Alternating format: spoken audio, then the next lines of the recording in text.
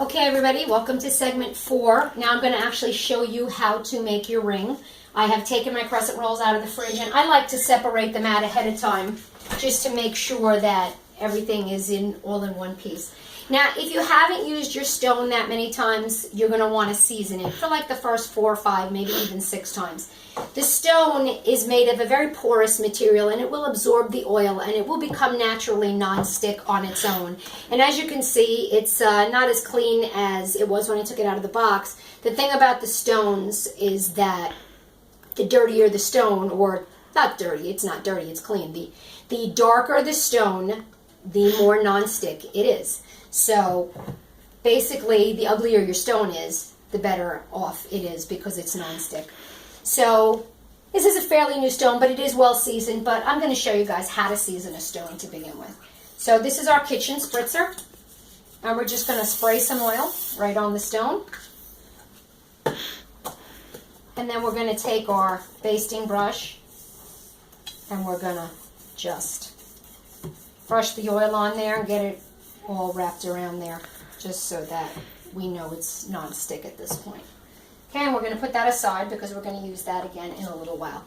You're going to take your first package of crescent rolls, and you're going to make a circle. And you want the tips to basically just hang over the ends. Now, this takes a couple of minutes, but I do want to demo this whole thing because this is very important. This is the key to the whole dish, so bear with me, and I'm going to show you how to do the whole thing. So you want them all facing the same direction. You want to make a circle. Don't worry about the size. Don't worry if it's a little bit bigger on one. They're very forgiving, and in the end, it's all going to close up nice and beautiful. So this is our first layer. And we have 8 pieces. That 1, 2, 3, 4, 5. 6. I'm actually even going to move this first one over a little bit. You want it to kind of look like a sunflower.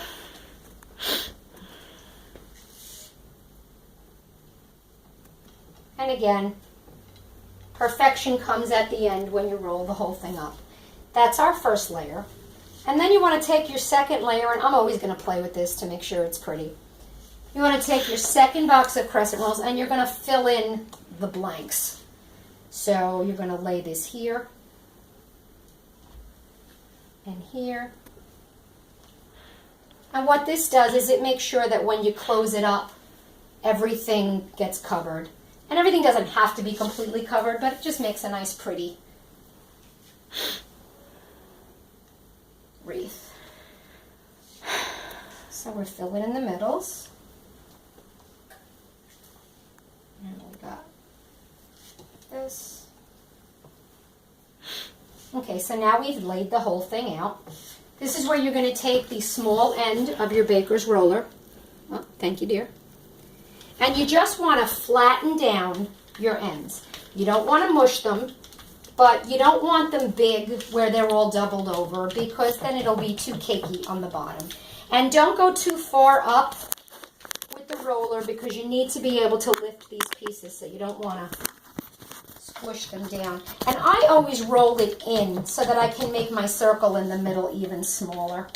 So it stretches everything out. It makes your circle a little bit smaller, makes your wreath a little bit bigger.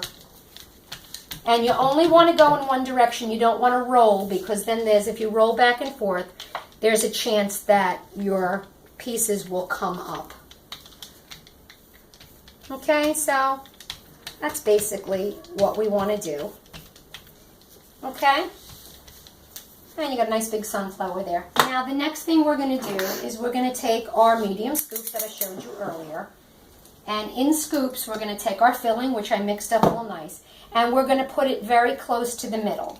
And I always go from the middle in to make sure nothing falls into the middle of the ring and gives me a hard time closing up the ring.